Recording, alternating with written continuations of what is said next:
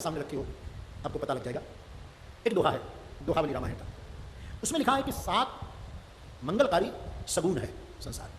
7 वस्तु आपको मिले तो स्वर्ग मिले ऐसा तुलसीदास जी ने नहीं लिखा, मोक्ष मिले ऐसा भी नहीं लिखा, रुपया प्रतिष्ठा मिले वो भी नहीं लिखा।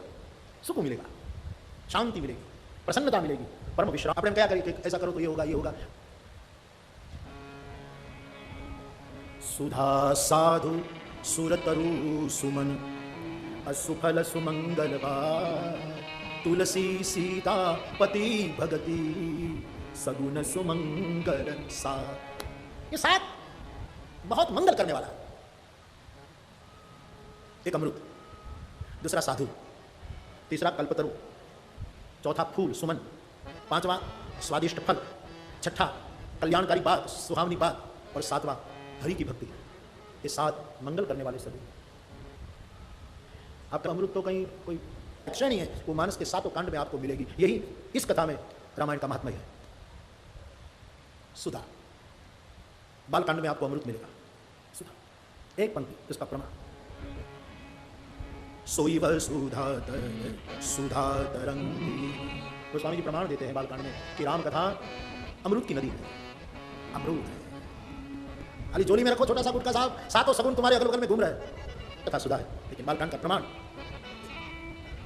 अयोध्या कांड में साधु है। तात भरत तुम सब विधि साधु, भरत जैसा परम साधु, कौशल्या साधु, और राम जी तो साधु है ही, साधु सत्य पराक्रम राम जी।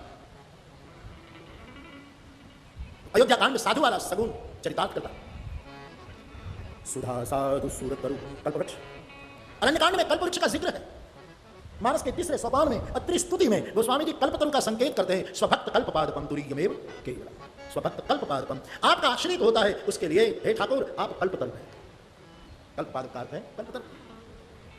सगुन सुधा साधु सूरतरु सुमन। किष्किंधा कांड में सुमन है। मेरी कंठ सुमन के माला पठवा पुनि बल देगी विसार। सुग्रीव के गले में ठाकुर ने फूल की माला पहना दी और सुग्रीव पा गया हरि को। कितना बड़ा सगुन जो हरि को इतना निकट कर सके। इतना साधु सूरतरु सुमन सुफल।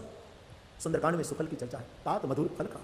श्री हनुमान जी को मां जानकी ने कहा रघुवीर को हृदय में धारण करके तू मधुर मधुर फल खा। कल्पतरु अरण्यकांड में सुमन, किष्किंधा कांड में सुंदर फल, इस सुंदरकांड में सुहावनी बात, हितोपदेश, जितना लंका कांड में है कहीं नहीं मिलेगा।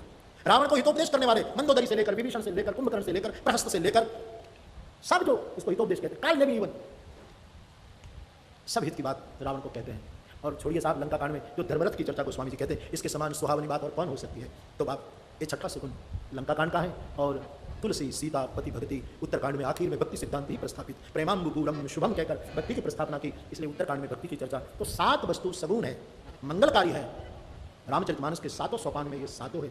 इसलिए मेरी व्यासपीठ जिम्मेवारी के साथ मेरे व्यक्तिगत निष्ठा के बारे में मैं कहना चाहूँगा कि उनके समान मंगलकारी सगुन और कोई नहीं है। ऐसे रामचरितमानस की कथा का आरंभ हम आज से कर रहे हैं। तो आइए इसलिए हम सब मिलकर के हनुमान जी के बारे में हनुमान शब्द लेकर, बाकी तो उनके लिए मारुति शब्द है, पवन तनय है, पवन सुत है, प्रभंजन सुत है, बहुत पर्यायी शब्द है। लेकिन ये सब लेने से तो कितना कथा विस्तार करना पड़े। केवल हनुमान शब्द को लिए उनके पीछे गोस्वामी जी का क्या इरादा है कि खास खास जगह पर वो हनुमान शब्द का उच्चारण करते हैं। आखिर उसके पीछे क्या रहस्य है। हनुमान जी से हम सब परिचित हैं। हनुमान जी को गोस्वामी जी ने महावीर किया, उसकी व्याख्या पहले भी बहुत बार कही गई, संतों से जो सुनी थी, शास्त्रों में पढ़ी, कुछ अनुभव में उतरी, सो आपके सामने में रखता है। यानी 3 मकार को जो जीत सके उसको कहा गया था महावीर आदि आदि।